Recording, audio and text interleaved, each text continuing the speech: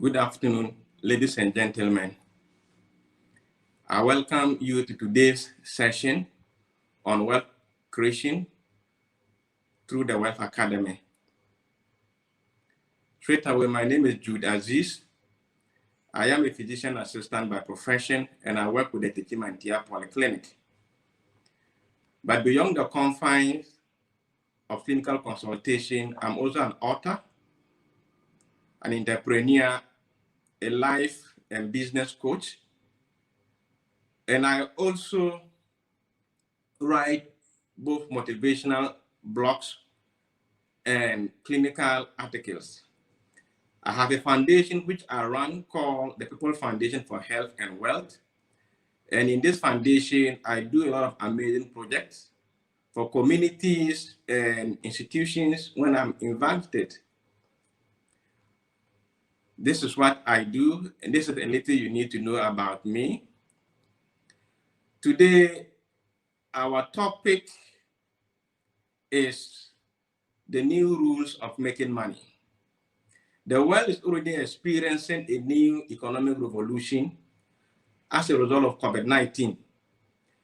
A revolution that is not only affecting and changing the way people live, work, and conduct their businesses, but also how they think.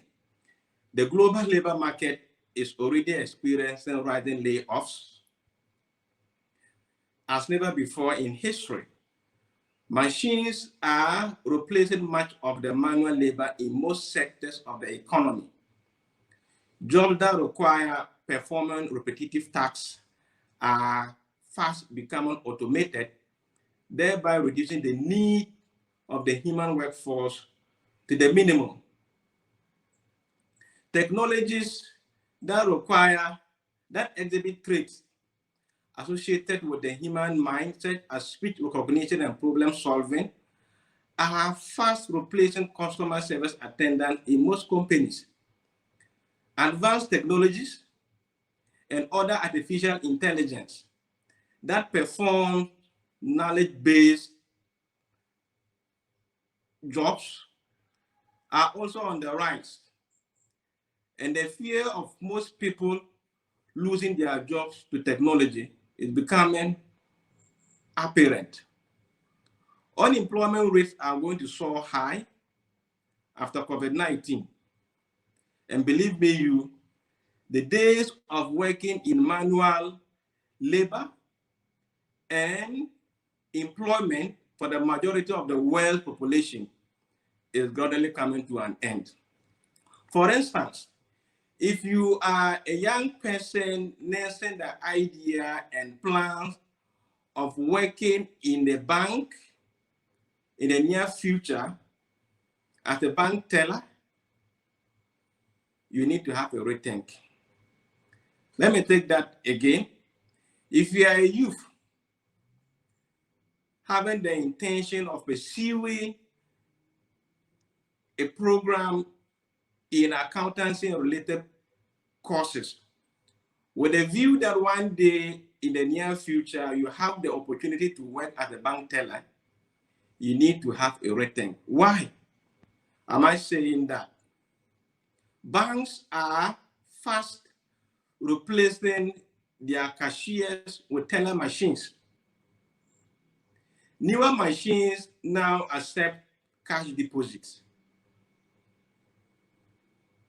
And because newer machines now accept cash deposits, it is prudent and it makes economic sense for banks to do away with the human resources, because a teller machine can do the work of 100 cashiers in a fraction of the time. They are also reliable, they are fast, and they are also very efficient. They work 24/7, which means that customers no longer need, in the near future, to walk to the bank, join queue in order to pay money or withdraw some money. You just walk straight to a teller machine, and then that's practically whatever you want for you.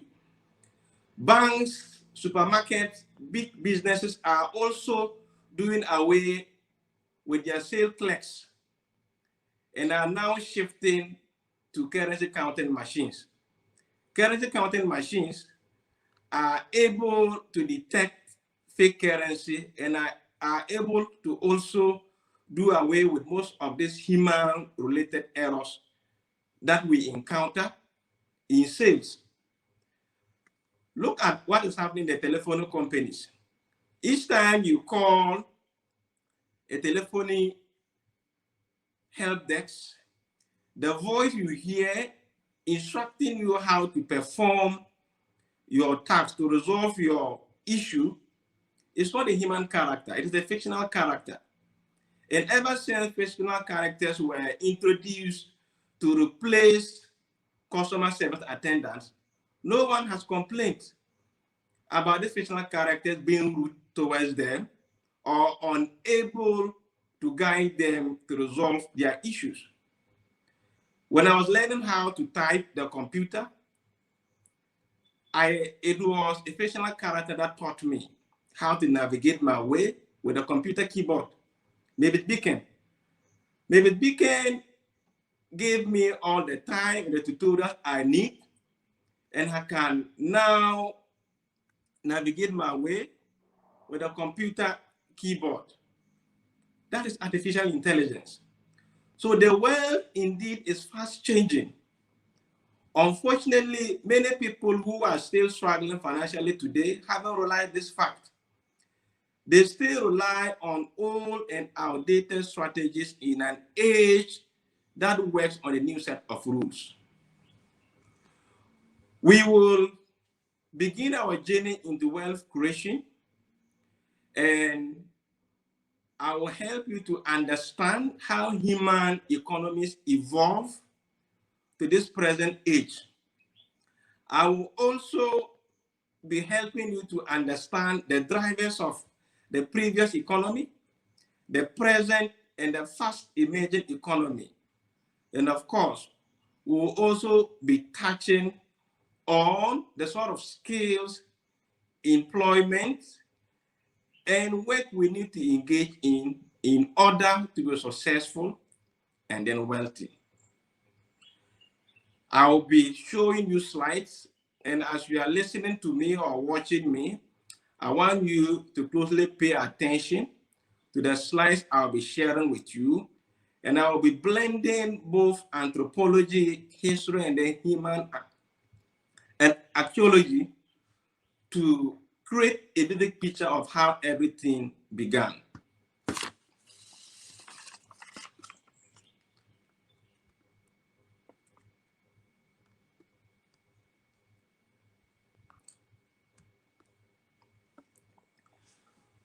When humans first evolved, they relied on the generosity of nature to survive.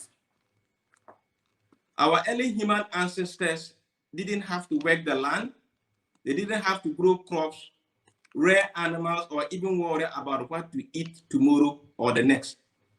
Their survival depended on their ability to hunt and gather fruit from the wild, just enough for the day. They didn't even have to worry about, what they'll eat a day after tomorrow. They were preoccupied with the now. This period was called the hunter-gatherer age. Little is known in modern times about this early human civilization because it existed long before recorded history or the invention of the written system. This period was also called the Stone Age. Why the Stone Age? It was because the most advanced technology at the time was stone tools. It took lots of skills to knap relatively hard rock into the wide variety of tools which they use for hunting and processing animal material. Everything they had at the time came from stone. The one thing which, however, revolutionized the world and set the human race on a course towards modernity was the discovery and use of fire. Humans discovered that food cooked by fire was more comfortable to chew and swallow, and it tasted better than uncooked food or eating food raw. They also found that heat made rocks easier to chip into stone tools. Fire provided a source of light and warmth within the cave structures in which they live, and made adaptation to colder regions more easy. Campfire created protection to scare away predator animals and also fostered a sense of communal living for the group of people gathered around it. The hunter-gatherers lived a consumer lives in caves. But because they depended solely on nature for survival, because they were practically consuming and were producing what they consumed. So over time, their population began to rise. Of course, if you are not producing what you eat, and you are also reproducing because food was available, you could only predict that population will surge.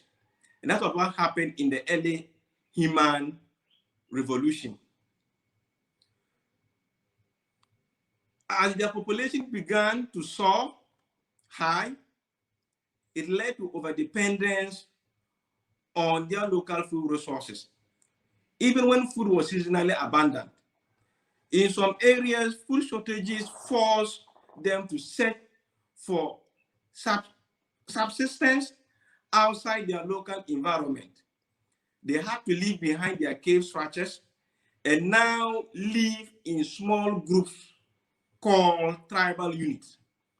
This phenomenon started the nomadic hunter-gatherer societies. The most experienced person, or the strongest, or the elderly person and skillful person became the tribal leader. Nomadic hunter-gatherers roam all the time in search of food. Their method of food acquisition provided them with no surplus, as they were not producing what they eat, and they had not equally developed the means to store or preserve food for an extended period. Their migratory life also made the accumulation of wealth impossible. The concept of wealth, in fact, was inconceivable for nomadic hunter-gatherers. Everyone in the group had the same social and economic standing. They were the leader of the group. The tribal leader didn't have a higher standard of living from the rest of the group. Food was food for everyone. A cave was a cave for everyone. Fire was fire for everyone. And because there were no economic differences between them, everyone in the group was the same. Everyone in the group was therefore rich or perhaps poor. So we can confidently say there were no social classes in the hunter-gatherer or the Stone Age. Do we still have hunter-gatherers living in the 21st century? Yes, we still have. There are people who still rely solely on nature for their survival. We see people who still spend the whole day in the rivers with fish traps, hook and line. Some still go to the bush with bow and arrow to hunt for bush animals for their livelihood. Things might have changed to people using guns, but you are still living hunter-gatherer lives. Some people have to burn charcoal. Some people have to gather wild fruits just to make a living from it. But the hunter-gatherers in modern times are not only those who live in the remote areas and the typical rural areas. The majority of them are, in fact, professional workers. If the job you hold provides you just enough for survival, you are probably living a hunter-gatherer age life in the 21st century, because the hunter-gatherers solely depended on nature for their survival. The wealth which they had came directly from nature. It was given to them by nature. So if the job you hold is providing you just enough to feed and a roof over your head, with no surplus from your earnings for savings and investment, you are probably living a hunter-gatherer age life in the 21st century. As nature could not sustain man because of the upsurge in human population, man had to transition into a new age called the agrarian age. The agrarian age began when nomadic hunter-gatherers first learned to grow crops and to keep domesticated animals, and were thus no longer completely dependent on hunting and gathering for their survival.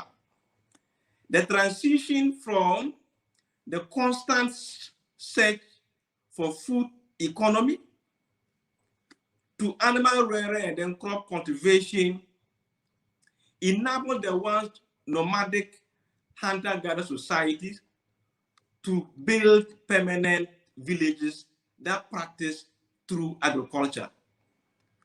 As people stayed in one place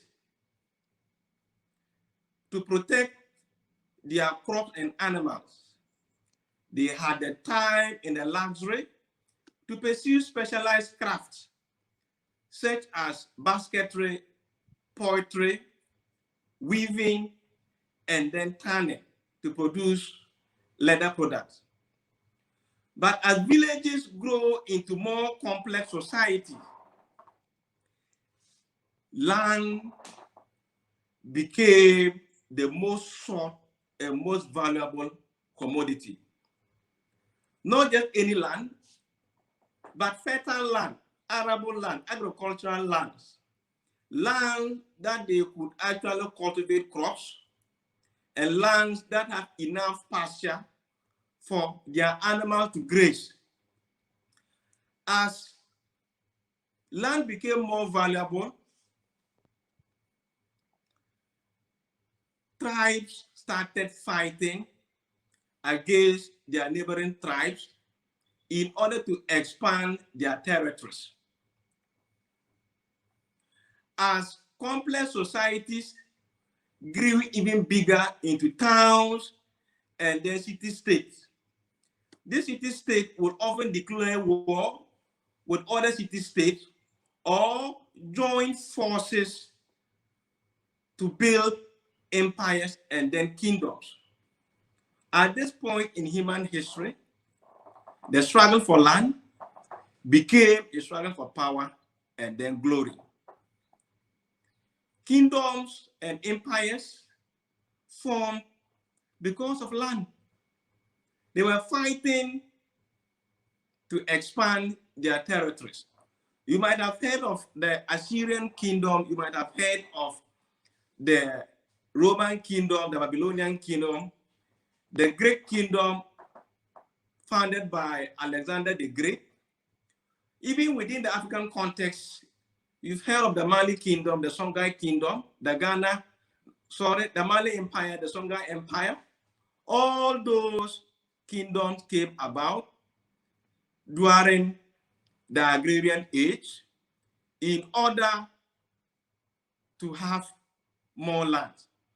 And if a village or a town was conquered, the indigents were forced to leave their local environment and then find somewhere else to live. Or they have to submit to the conqueror, the foreign rulers. And then once you submit to a foreign ruler, you pay royalties and then taxes to the foreign ruler, to the conquerors. And not only that, sometimes they have to fall on you to supply them with workforce. The able youth were drafted into the army. As during this age, livestock became very valuable source of wealth through the provision of meat and then milk. The other product of animal husbandry, such as wool and hide, also supported family industries of weaving and then cloth making. The early agrarian age registered low productivity. It took a lot of time and then work to spin cotton or wool to make one cloth. And their subsistence level of farming provided just enough for the households. But as societies became more linked and more progressive, certain food commodities became more sought for than others. So in order for the agrarian communities to meet the demand,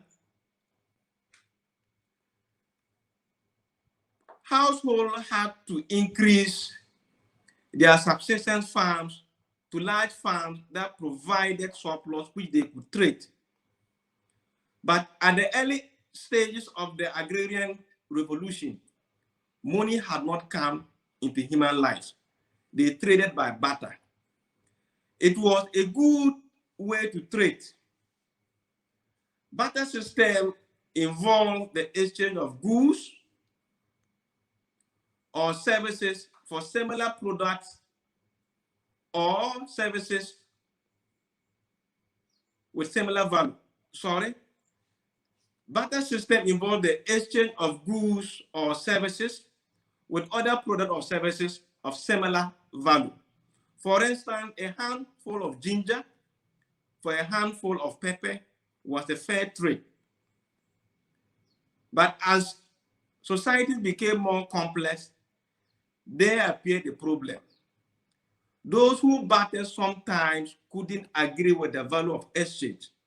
For instance, a bag of wheat for the same measure of sorghum or rice was fair. But what if one didn't want what was to be exchanged for what one had? To solve this problem, for instance, you cannot exchange an unperishable goods in large quantity for just a handful of tomato. That wasn't fair. So in order to solve these problems, prehistoric currencies such as cowries, seashells, and specific animal skins were introduced as medium of exchange.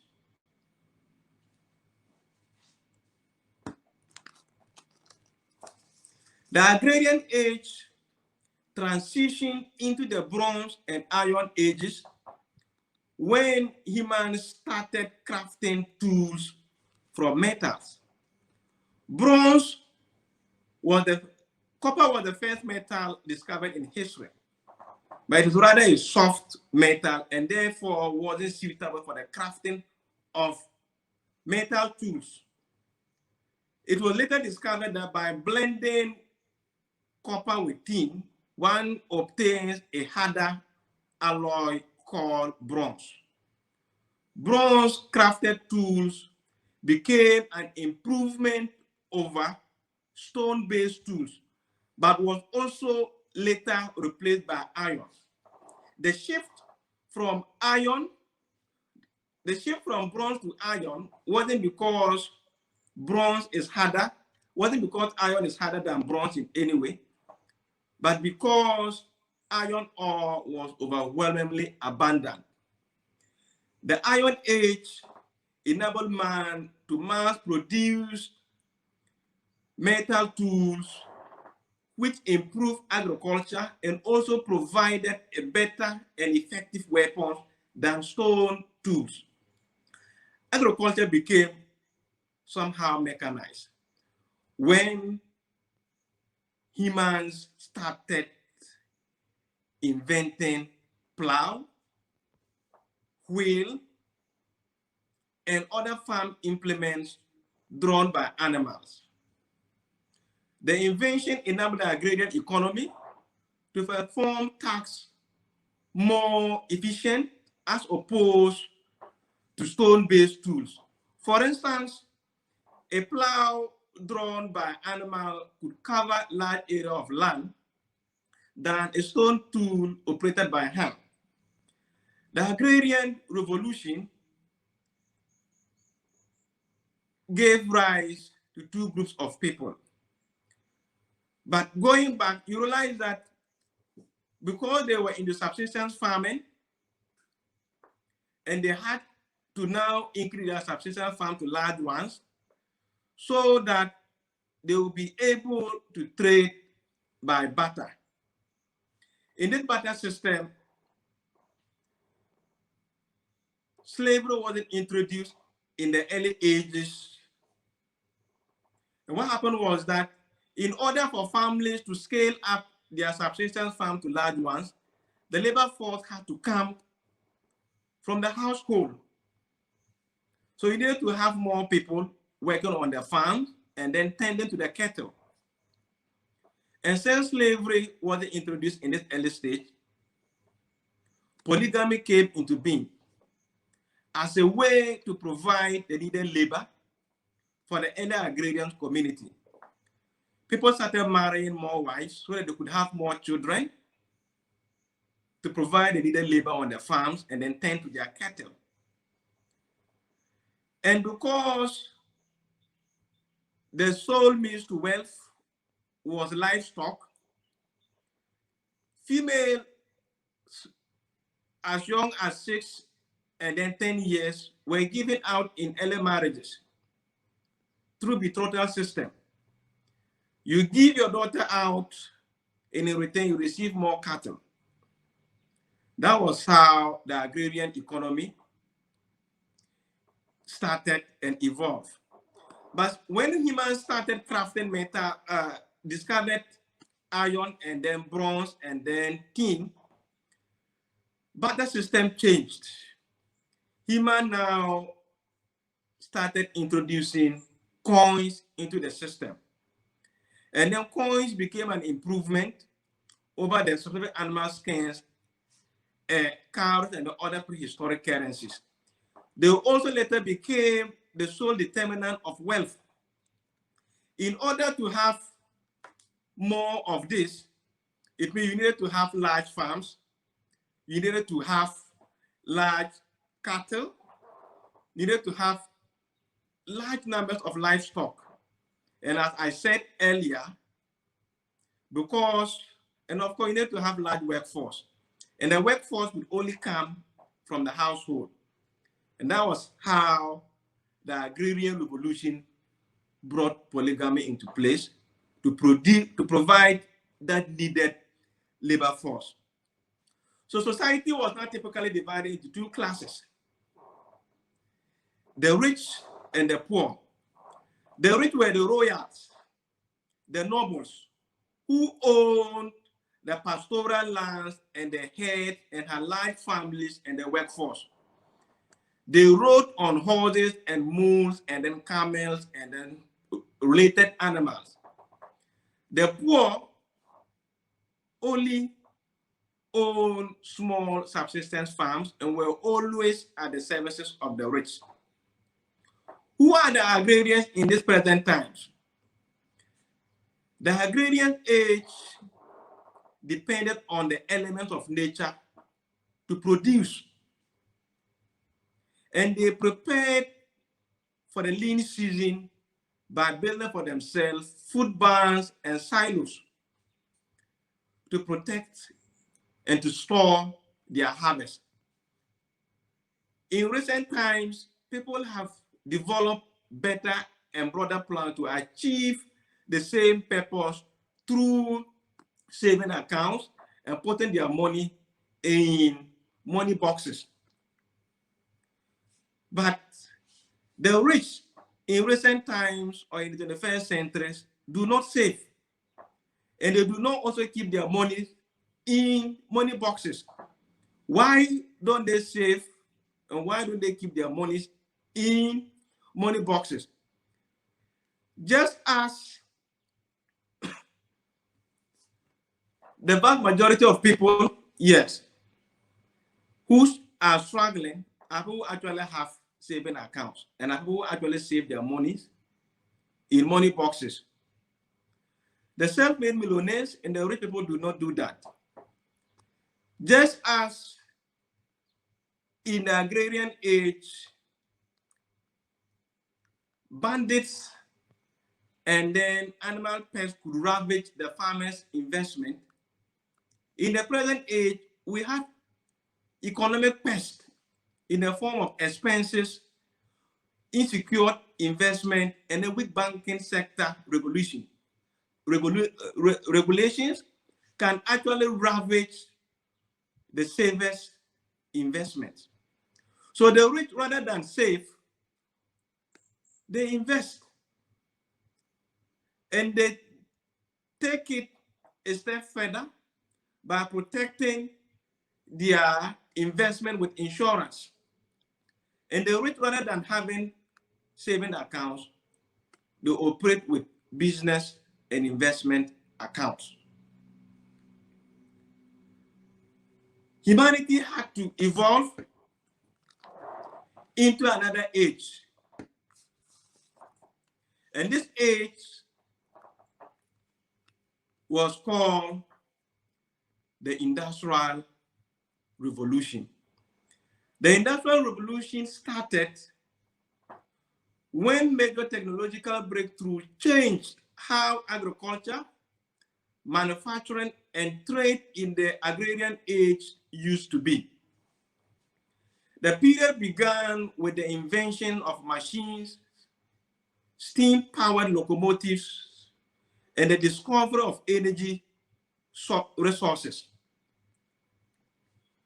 Humans, for the first time in history, significantly increased their control over their local environment.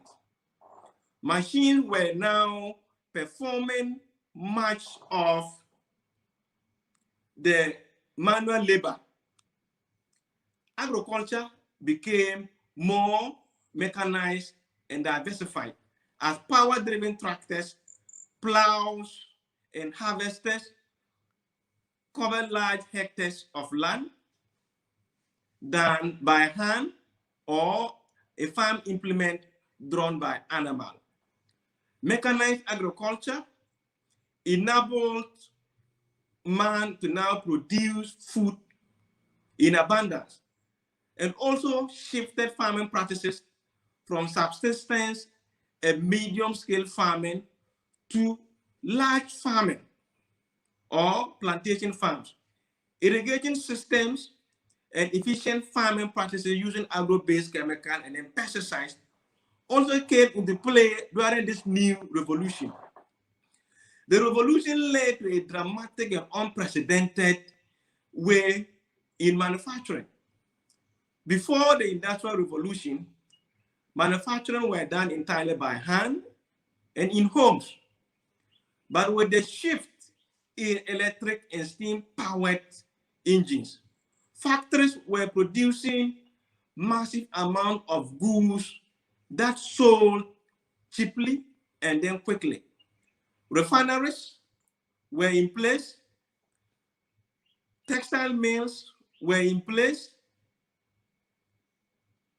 sugarcane and then food processing factories were now in place. So if you were into cotton production, which was in the agrarian age for the household in cloth making, you needed to scale it up to plantation farm so that the produce are sent to the textile mills. If you were into grain, you were producing now not for the traditional market, but for the flour mills. The same goes for sugarcane, the same goes for citrus.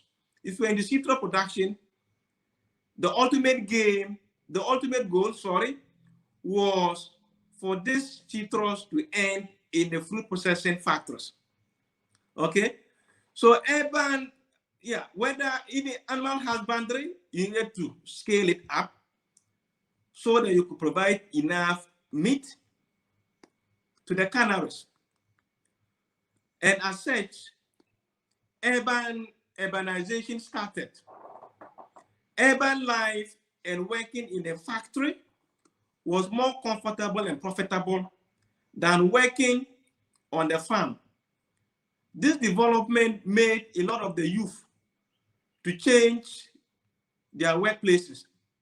They abandoned their farm jobs and moved into the cities in order to work in factories. That was how rural-urban migration started. The transportation industry also saw an unprecedented revolution during the industrial age. Before the advent of power-driven locomotives, raw materials were transported from one place to another by head porting, by canoes across rivers and canals. But with the invention of these seafarers and haulage trucks and then trains, people could now transport goods in large quantities, including even carrying commodities across the Atlantic when cargo flights came into being. There was a revolution in communication when human for the first time invented the typewriter. The typewriter actually improved the system of communication, as people could now print, could now type and distribute pamphlets, manuals, handouts, and then posters. People also started typing letters and sending them to friends and relatives through the postal mail. The Industrial Revolution underwent further development following the discoveries of energy resources such as coal, onshore and offshore crude oil, and electricity. They also discovered more mined commodities such as gold, diamonds, silver, and this also boosted more inventions and construction of machineries, because iron ore was now in abundance for the railway industry and for locomotives. That was how the agrarian revolution came, and they revolutionized human economy as never before in the ages that had gone by. But then, this revolution also introduced inhumane enterprises such as the transatlantic slave trade. Slaves were being shipped from Africa and other parts of the world to fuel the Industrial Revolution in parts of Europe.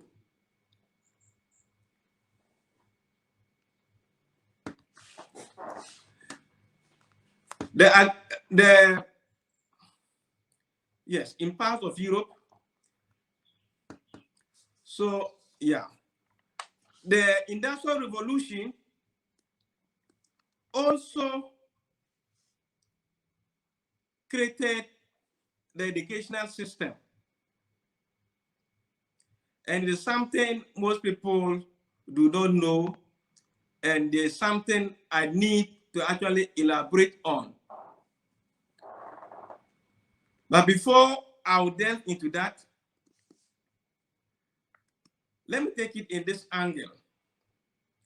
These revolutions, this development coupled with the explosion of factories did change the way humans lived and worked, not only in a dramatic way, but also further widened the gap between the rich and the poor. Attempts to bridge this inequality gap resulted in the creation of a class of people called the middle class. In order to work in a factory or any industry that paid well and didn't require much physical labor, one needed to have some form of skills through education. That was how the industrial age created the educational system and then brought people into the middle class. From that point in human history, people realized the changing of the ages and the importance of education. Parents started enrolling their children in school to receive formal training, as the new revolution was going to change agriculture and their old ways of doing things. The medium of exchange also changed. People were no longer trading with cowries and the bank coins and currency, but also now with banknotes. Currency notes were now introduced into the economy. People could now trade more efficiently with this new introduced banknotes. The middle class workers who were product of the educational age earn more wages and they live a more comfortable life. The rich were the owners of factories, plantation farms, big businesses, and then big companies, got even more wealthy and were now called the upper class. The poor were mostly peasants who descended from the agrarian economy into the industrial age, or slaves who were shipped from Africa and other parts of the world to fuel the industrial economy. The lower class are also the on-the-job trained workforce. But the middle class and the lower class were collectively called the labor force, but more technically called employees or the working class.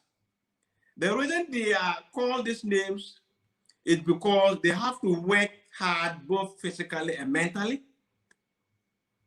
for the upper class, and in return receive remuneration in the form of daily wages or salaries. The upper class got more and more richer. Humanity transitioned into yet another age. This age is called the information age. Let me take you back a little before I share what actually happened and how this new revolution changed the entire human race and economy. During the hunter-gatherer age, we said nature provided the wealth. People lived in small bands or groups called the tribal unit, and they relied on hunting and gathering as their means of subsistence. Everyone in society, we said, had the same social and economic standing. And as such, there were no social classes, since everyone was either poor or rich. During the agrarian age, we said fertile lands,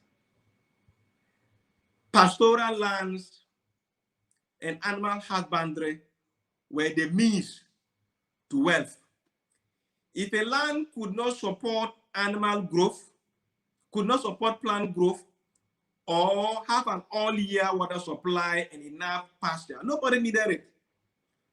For instance, rocky lands and mountainous lands weren't sought for. But society was divided into two classes, the rich and the poor. The rich were people who owned large farmlands and had large livestock and large workforce laboring for them. And during that age, we said slavery had not been introduced. So the labor force had to come from the household, and so polygamy was introduced.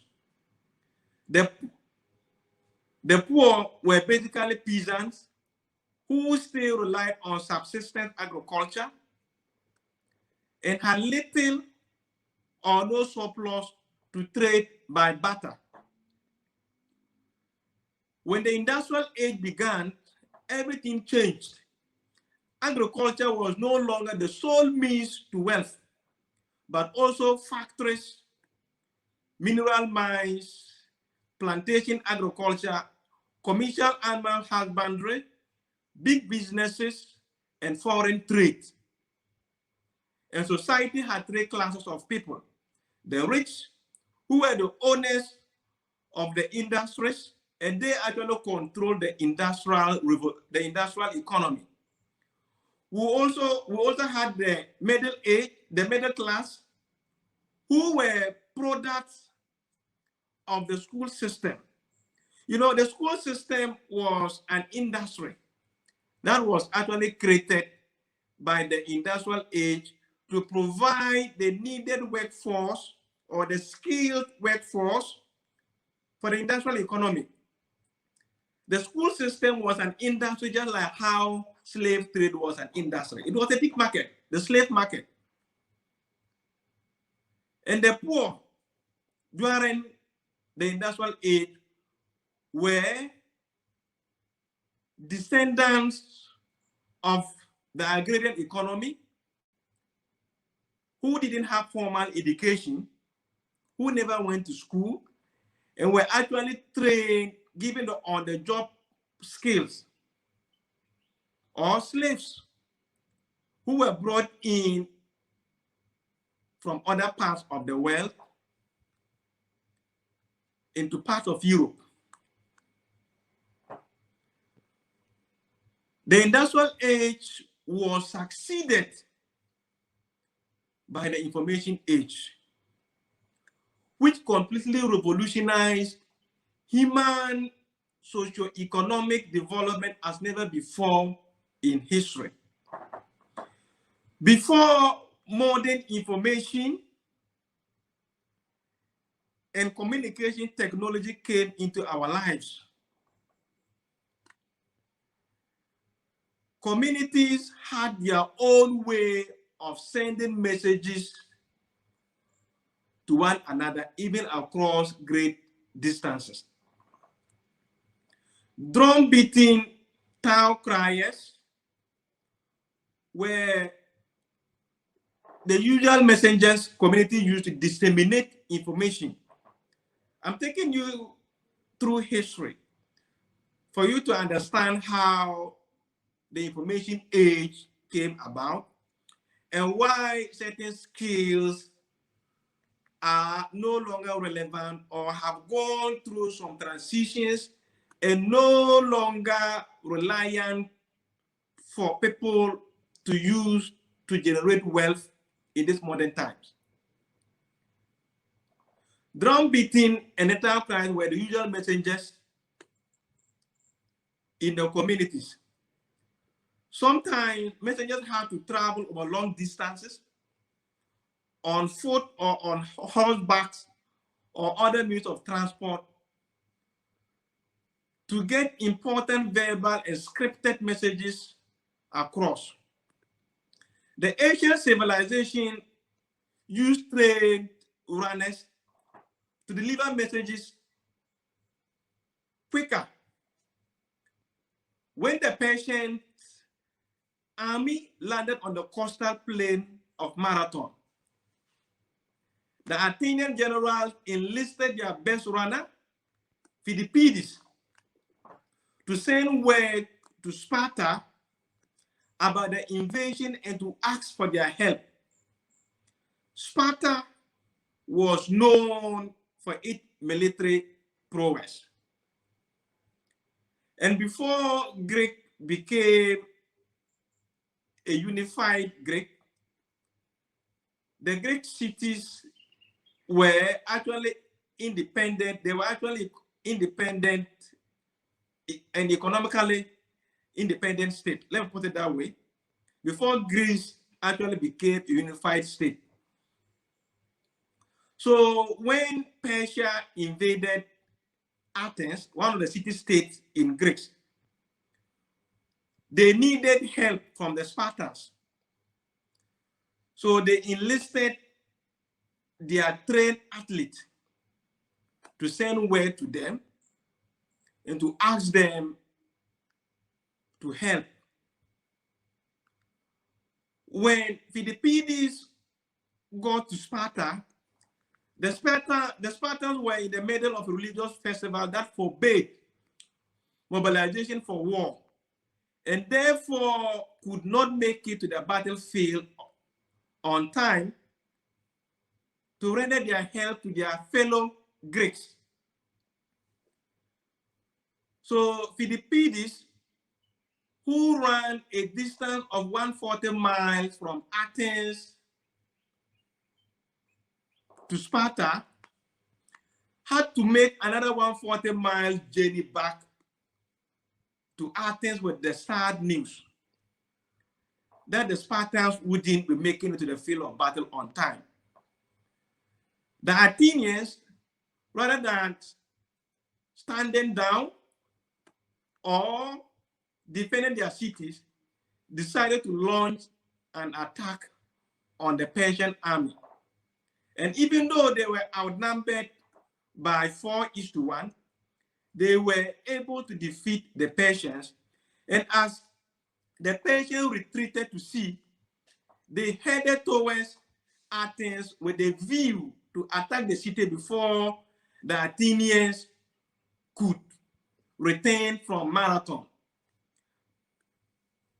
So the Athenian general needed to send someone from Marathon, the battlefield, to Athens to announce about their victory and to warn them about the possible attack by the retreating army. So Philippides, who had just returned from a 280 miles run, was again called to deliver that message. Philippides ran from Marathon to Athens, a distance of about 26 miles, that's 40 kilometers, in about 3 hours to deliver the message before dying of exhaustion. This legend became the basis for the modern marathon race. The Romans used a different system called state runner services to deliver messages more quicker than sending a human on foot or on a horseback.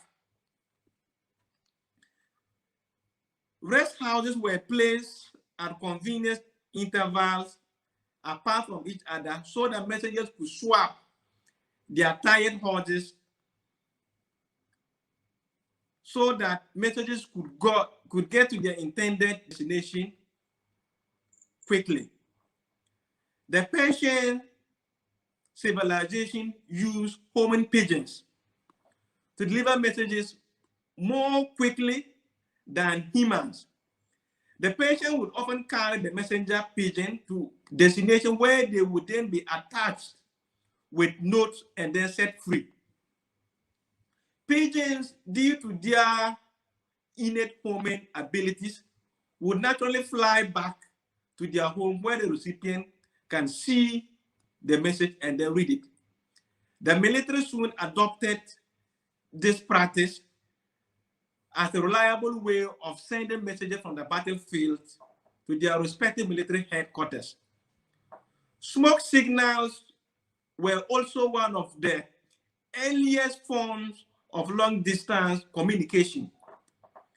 It was used in distress times to call for help, warn others of danger, or gather people to a common place. In ancient China, soldiers stationed at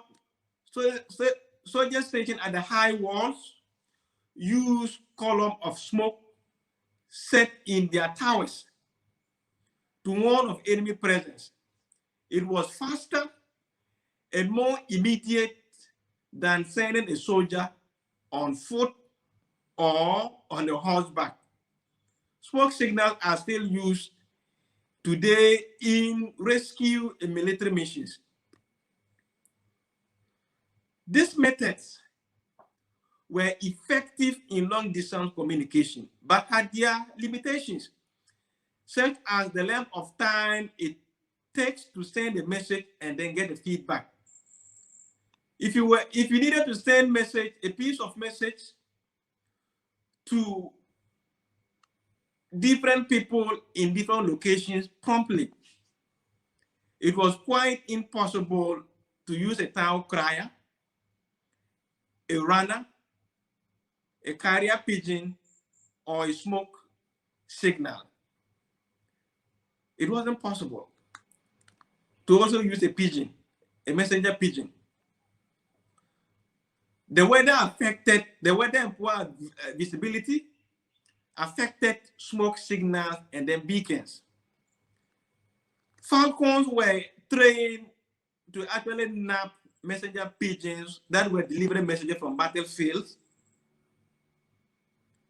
So different way of communication was therefore needed to overcome the significant obstacle of communication, which was distance.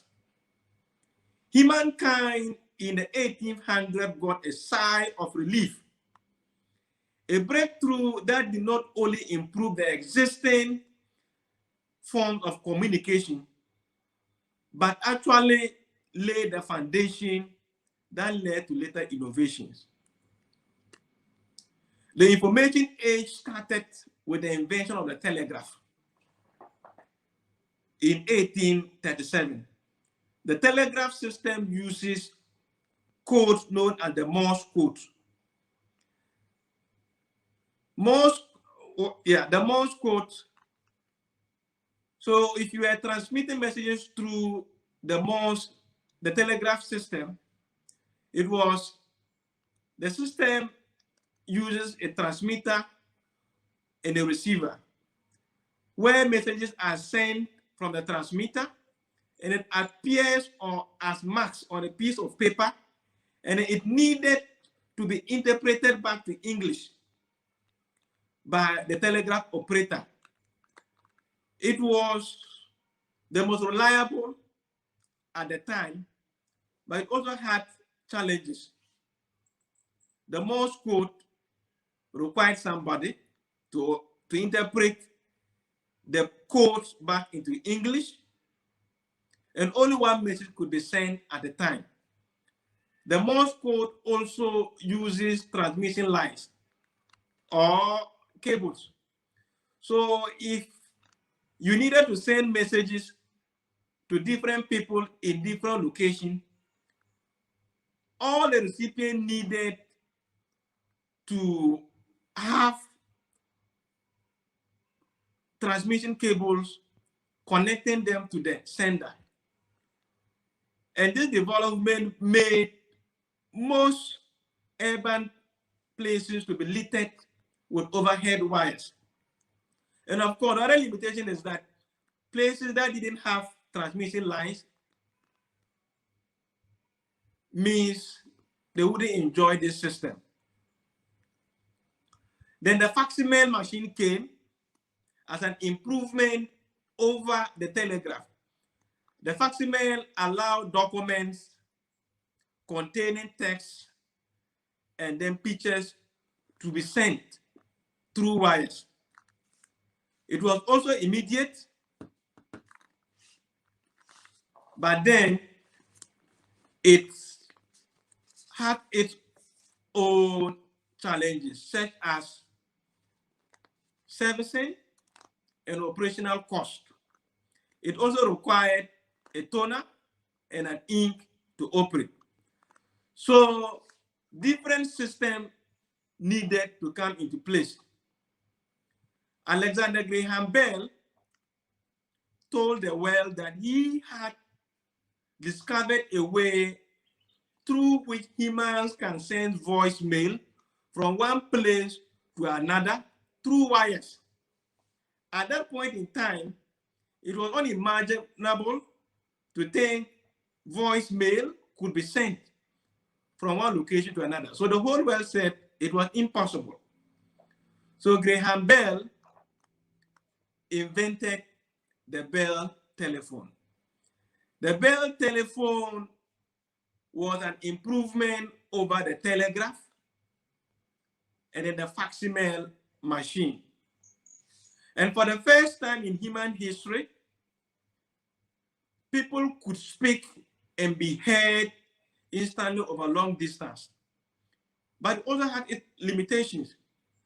Voice communication was possible only in areas where transmission lines were available. So the battlefield, onshore, and in the remote areas couldn't benefit from this technology. So technology therefore needed to be improved so coverage could reach the remote areas. The discovery that actually revolutionized communication and laid a foundation for modern information technology was the long-distance communication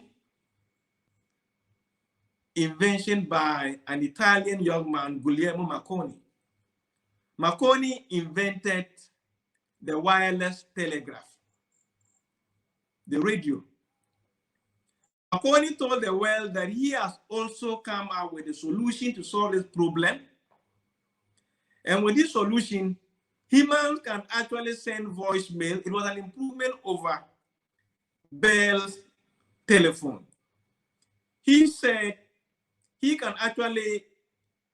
technology can actually send voicemail from one place to another over long distance without wires acting as conduit.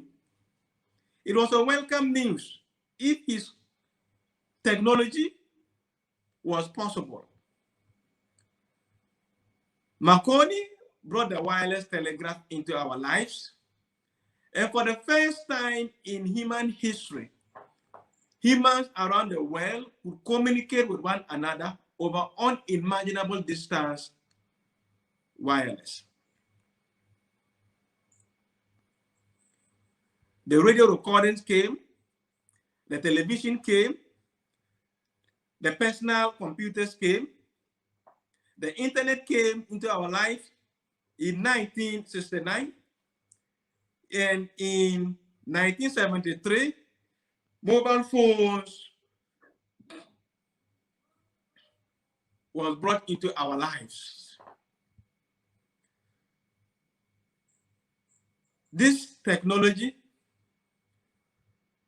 revolutionized communication and also breached the biggest challenge to communication, which was distance. People can now sit. This technology, in fact, bridged distance and made everyone else's in the universe next door neighbors. People can now sit at the comfort of their homes, offices, or anywhere in the world, the remotest part of human settlement, to trade or share information instantly with just the click of a button. If you own a phone, you have held the universe in its entirety in your hand, and you have equally lived and experienced the most unprecedented period in the history of humankind. New ways of doing businesses have long emerged and replaced much of the old ways of doing things. When the internet, the personal computer, and the mobile phone came into our lives, we are now living in a global village. And people are now even more closer to people at distant land than even those people living behind their backyards. So mobile phones and the internet have replaced traditional methods of sending messages across great distances. They also have the additional advantage of reaching and connecting people around the world timelessly and instantaneously. Email and e-fax have replaced traditional methods of sending messages such as through postal mails. When was the last time you received a postal mail? When was the last time you actually wrote a letter, walked to the post office to send it? We don't carry encyclopedias anymore. We don't carry dictionaries anymore. We don't carry even reference materials these days. We got everything you need, anything you can possibly imagine. You can get an answer through surfing the net. You need to only Google. So many industrial age companies that could not change their modus operandi to match the new revolution have faced declining influence and even complete collapse. Mobile phones have phased out landlines. Who uses Bell telephone these days? It's only movies that will still see them. Mobile phones, to some extent, have even replaced the need for a clock, a watch, a calendar, a photo album, and even an alarm clock. Newspapers are getting replaced by blogs. No one buys a movie these days. Nobody buys DVD, CDs, and cassettes. They have completely lost influence and relevance in homes and even the market. Traditional publishing, print out, buying books is now receding due to the emergence of e-publishing or e-books. The material form of money have equally changed. Going back, we're introduced to barter, and then prehistoric currencies replaced barter. Then coins replaced prehistoric currencies. Banknotes came, and then now we have moved into a cashless economy when humans brought e-cash into the system. So banknotes, we are now using what we call electronic money, popularly known as e-cash. More and more businesses now prefer digital payment over cash payment. No one carries a bulky wallet in their back pocket anymore. No. E-cash, mobile money accounts have replaced the need for people to carry bulky wallets in their pocket. E-banking have replaced the need for people having to walk to the traditional bank to transact businesses. E-banking have solved the problem of people having to physically walk to the bank. So the economy has now shifted paradigms from a traditional economy where trade and transactions are done in the domestic market or commerce centers to a digital economy where transactions are now done online. E-commerce or electronic market allows you to reach out and connect with the global community on a scale not possible in past generation. We are now in the digital world. And to be able to compete now and the foreseeable future, you need to leverage today's technology or you risk being left behind. The obstacle to wealth have also changed in the information age. Fact, we learned that in the skills, the obstacle to wealth, yes, factories, oil wells, commercial animal husbandry and plantation farm no longer hold the key to wealth in the information age.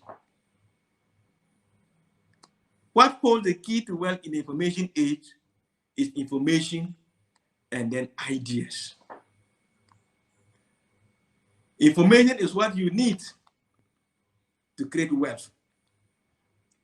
And not only do the skills change, but the rules of getting rich have equally changed. The winning age used to be having a college education or higher education, but that has changed now. Whilst education is still relevant for the masses who are desiring to become millionaires, the certificate no longer set one apart in the competition for those desiring to become billionaires. Most billionaires in the information age don't even have a college degree. Most of them are school dropouts. People as young as 25 years old are billionaires because of technology and information. Everyone now has an equal opportunity to become rich, regardless of where you are, regardless of your educational background, regardless of your family and race. The days of working in a job or unemployment is gradually coming to an end for the majority of the world population.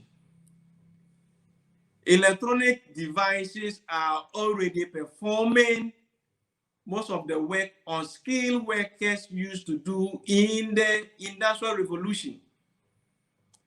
Technology that exhibit traits associated with the human mind, such as speech recognition and problem solving, have actually kicked out and will eventually erase customer service attendants in most companies. Advanced technologies and artificial intelligence, such as robots and drones, are now permeating every sector of the economy. And do you know what that means? Very soon, skilled workers will lose their jobs to these technologies.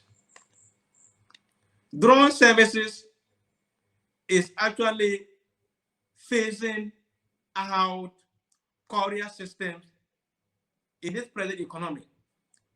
People now buy things and it's delivered to them at their homes using drones. People now sit at the comfort of their home and then transact businesses. That is what this digital world is all about. What are the digital markets? Which are the online markets I'm talking about? Let me help you understand it this way. If you go to the traditional market, you don't buy anything, you don't sell anything, and then you come back. What have you lost? Every morning you enter the taxi, you go to the market, you don't buy, you don't sell, you come back. At the end of the day, you lose time and you lose money, your transportation cost. When you go on WhatsApp, you don't buy, you don't sell, you only interact with friends, and then you come back. You come out. Or you log onto your Facebook account to share with friends information, to read blogs, and then related subjects. You don't sell, you don't buy, you come out. What have you lost? You actually lose time and then data bundle. And of course, it is money you use to buy your data. So Facebook is actually a digital market. WhatsApp is a digital market. Instagram is a digital market. So when you go onto these platforms, you notice that people are actually there to sell and to buy things. People are providing services and they are making money from it. It is more convenient shopping online. It is more convenient buying all that you need from the digital space than walking to the traditional market to search for the very things you can easily get in the digital space. So this is how the information age changed both social, economic, and the political landscape of humanity. And in this age, society is now grouped into 4 classes.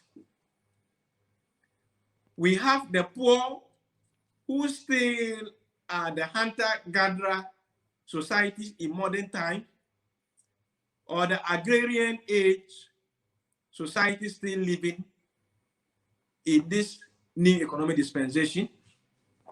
We still have the middle class, whose means to a sustainable livelihood is still the school certificate. We're in the information age now, and the school certificate alone cannot bring you wealth and economic independence. We still have the rich, who are the industrialists. They have big companies and they're engaging, they are creating jobs for the middle class, the certificate holders. But we now have the 4th class called the Uber, or the ultra rich. These are the information age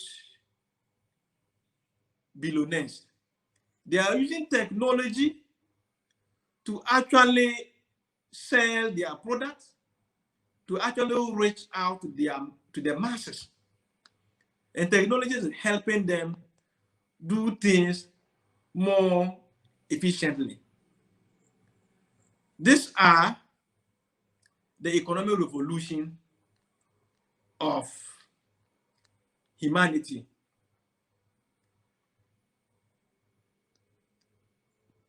If you want to make money, if you want to live rich, you must understand that the ages of man have undergone 4 revolutions, and we're even about to enter into a 5th. And in the first emergent economy, in that economy, it will be the economy of the robots and artificial intelligence, where most companies would no longer be needed certificate holders, where most companies would now be replacing certificate holders, that is the skilled workforce with artificial intelligence. Robots will now be teaching kids in the classroom how to solve complex mathematical equations, and then how to use a computer. In the information age, you even realize that even skills and then knowledge is acquired through surfing the net. That is why at this age, children are now teaching their parents how to even use their phone, how to even navigate the net. We're in the information age, and information is the key to wealth. You only have to learn the skills on how to package information. Supposing you go to the market and then you buy a print out material, a book. We are buying it not because of the material, we are buying it because of the content, the information in it. If you are watching a movie which you love, if you're watching a movie at home and that movie is thrilling you, it is thrilling you not because it is a movie, it is thrilling you because of the information in it. So the producers are selling information to you. So everything that you read, everything that titillates you, the content is information.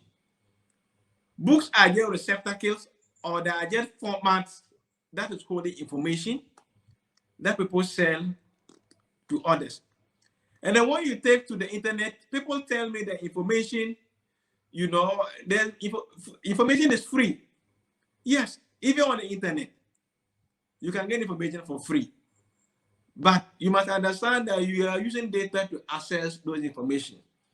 And most of the things you get for free in this information is cannot actually turn you into a millionaire. You have to invest into information. You have to pay for some of the information resources in order to find the value in it. Information is the key to wealth.